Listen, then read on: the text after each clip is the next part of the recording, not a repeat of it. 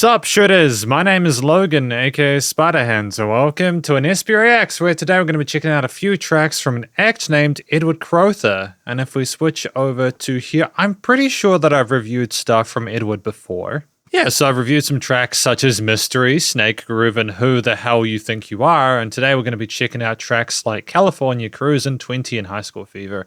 And we're going to listen through each of these tracks from start till finish, and we're going to hear what we think. Starting with California Cruisin', let's go, let's start. Get the art up here for you so you can check that out.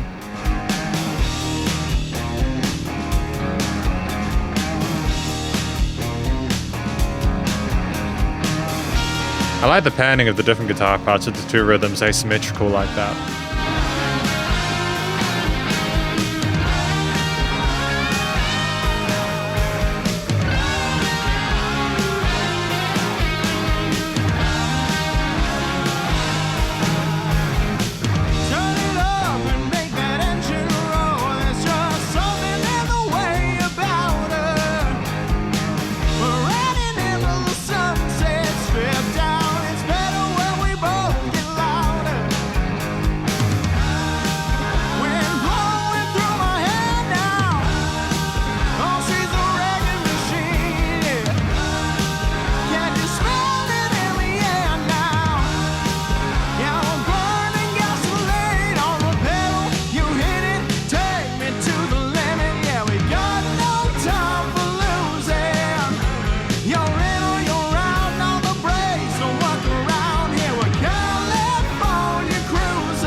I like the lead into that California Cruisin' line.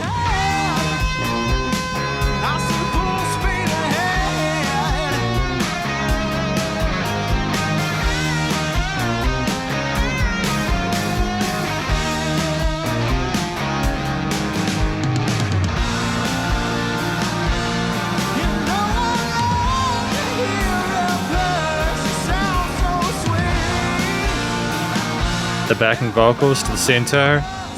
There's a great image with those.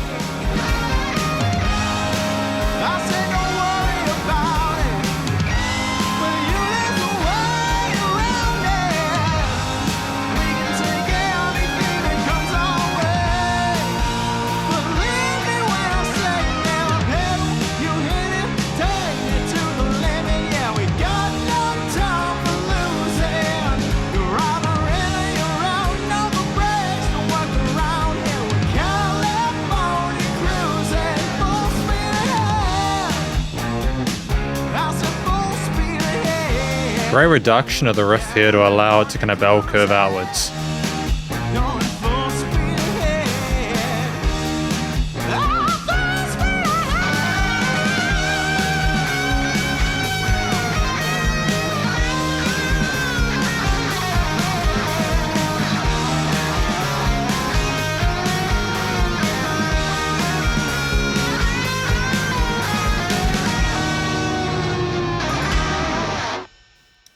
Fantastic, really good stuff. Really fantastic start to proceedings. California Cruisin', my thoughts on this one are, I feel as if the actual vocals themselves are handled really well. It was a track, I think, just about like going around in your car and just having a good time driving around and making the most of the time and space you have for it, right? You hear the purr of the engine, it's very fun. That kind of like the hard rock aesthetic works really well. You can kind of imagine like lead guitars going on top as you. It's a very kind of like it is very rock and roll, but the actual technique, the style of vocals makes sense for the genre that we're working with here. There's a lot of passion and energy from the actual performance itself, and the backing vocals have this wonderful pad-like effect that sit really neatly amongst the different guitar, bass, and drum parts. Ultimately, it's a song that is very sort of loyal to the genre it sits within, very comfortable for Edward Crowther, and a fantastic start to the return of their work. And I just think as a final note before we move on, because I'm trying to just sort of point out some of the things I especially appreciate about it. It's the variety of different guitar leads in addition to the balance with the vocals and the structure of the track with the production also being fairly tight. But we now have 20, track number 2. Oh, a different feel. We really do enjoy playing around with the panning of these different guitar parts. I take communion on a Sunday morning. I pray to God that my sins are free. I try to make a better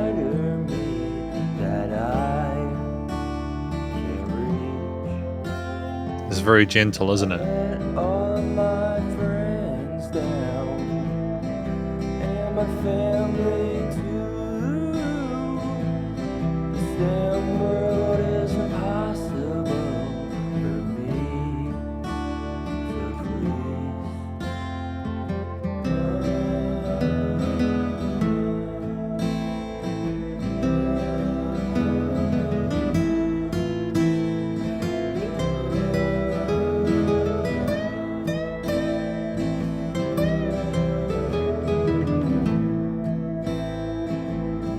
I'm a prisoner to the system, a cage mind with no room to fly. I sit here with my alibi, just waiting to die. Is there hope for what's to come? I fear the end is near for me. Okay. If I died today, no one would care. I try to tell the people what is wrong. All they say is write it in another song. But my sound is put in the ground for no one to hear. But what is this world we've become? A place of chaos and war. I don't see love, but only hate. We've met our fate. It's a very gentle harmony. The picked guitar parts are very pretty. And there's a fair bit of sadness both in the vocal expression as well as in some of those guitar chords and the way they correlate and move forward. But it's also just there's a heaviness to the lyrics.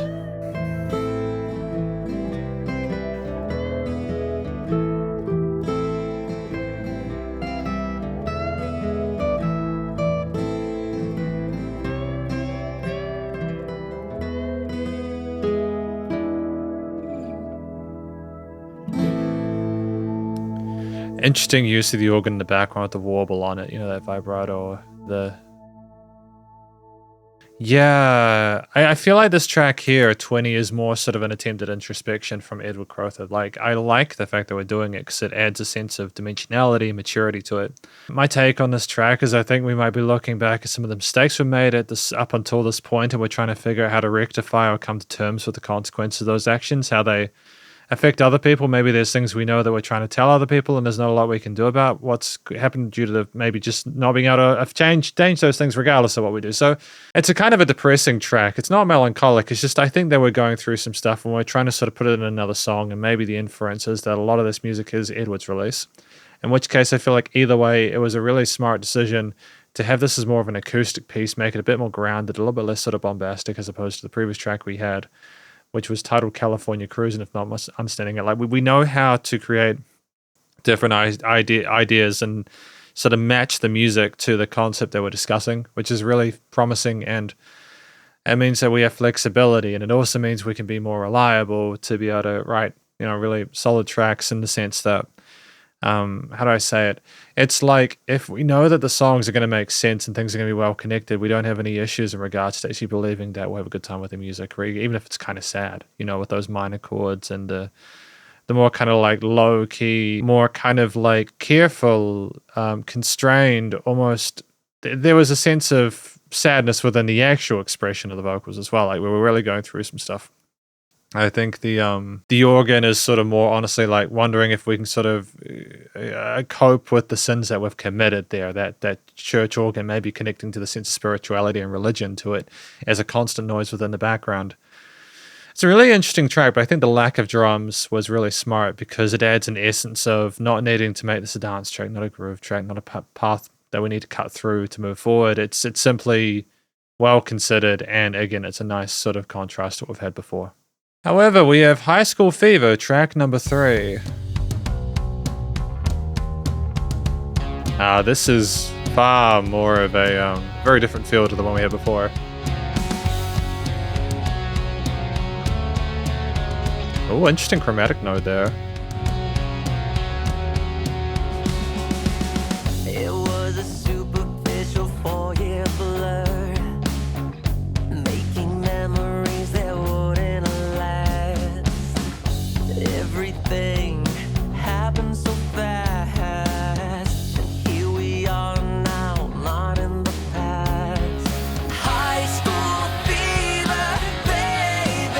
We're really trying to make a kind of like a pop punk kind of track here, aren't we? They are catchy, those upper vocals.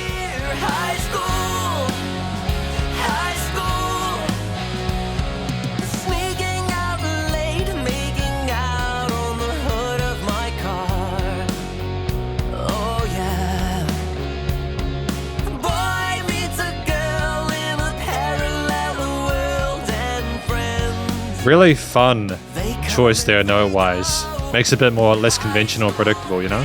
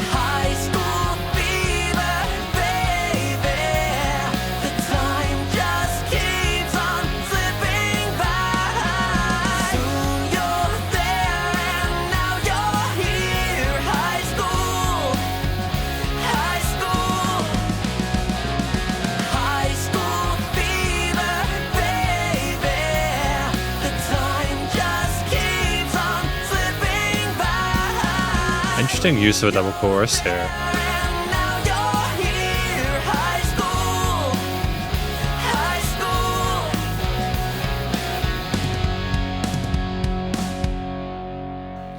I feel like we justify the use of a double chorus here primarily because we haven't had it before, and also because of the shorter form factor. Like, we allow ourselves enough room to be able to wiggle around with the different guitar, bass, drum, and sort of different vocal parts there. We do had some leads in that second verse and go up into the upper register, which is really interesting as well in that part. But High School Fever, I think it's about like looking back at your 4 years at high school and just kind of coming to terms with what you got up to, the kind of mischief, the shenanigans, and how it represented you and the peaks and troughs of it, you know, whether you overall had a good time with it. And it's almost like we kind of imagine going back to it and it's our experience with it, but also potentially talking about someone else and how we interacted with them during that time, how they kind of bring us back maybe to high school or something like that. I'm not sure. But either way, I think that this was a different sort of feel and direction for Edward Crowther. And I like the fact that, again, as mentioned previously with the second track titled 20, if I'm not mistaken. I'm just going to just move that window. They've got a window that's in the way and it's sort of annoying me a little bit off screen. I think it's really smart to try different styles to kind of niche and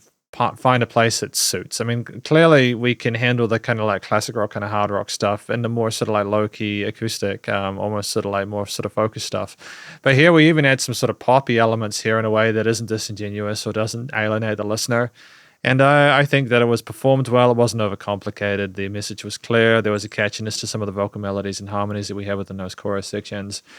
And effectively, I just think it was very well played as well. It wasn't overcomplicated. The length of the track didn't sort of like reduce the amount of enjoyment with it. We didn't lose any context, even though it was quite short.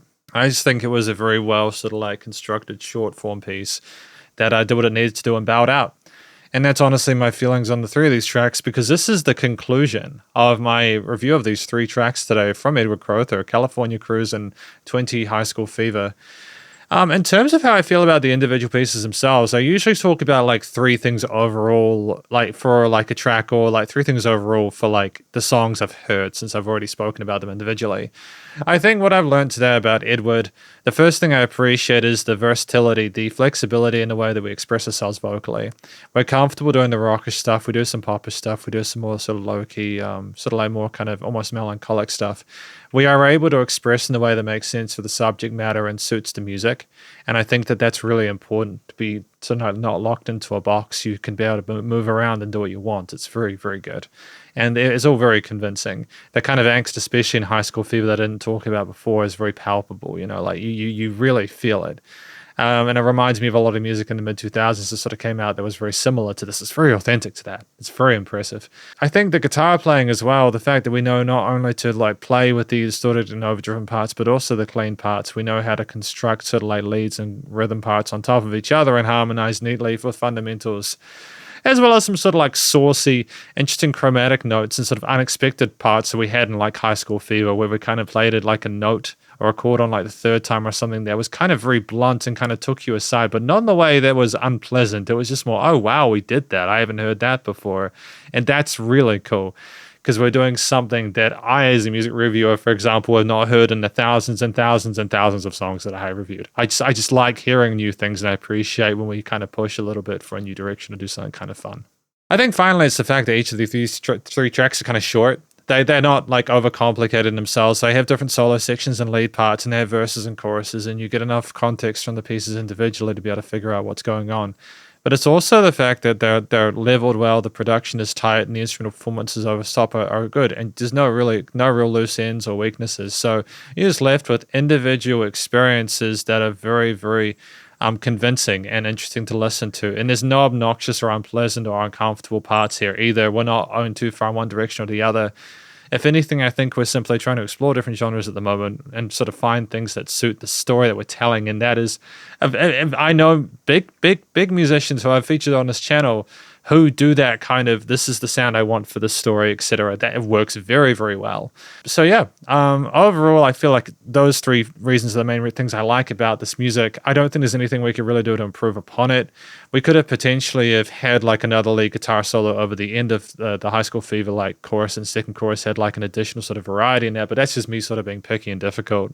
That's effectively my review of though these tracks from an actor named Edward Crowther, and hopefully you enjoyed it. If you did, please go check him out via the various social medias and the Spotify page, and stay cool and stay safe. And please remember to support your local musicians and artists at this point in time, as you need the help more than ever with all the crazy stuff going on in the world. And I'll catch you in the next SB Reacts. Spiderhands out.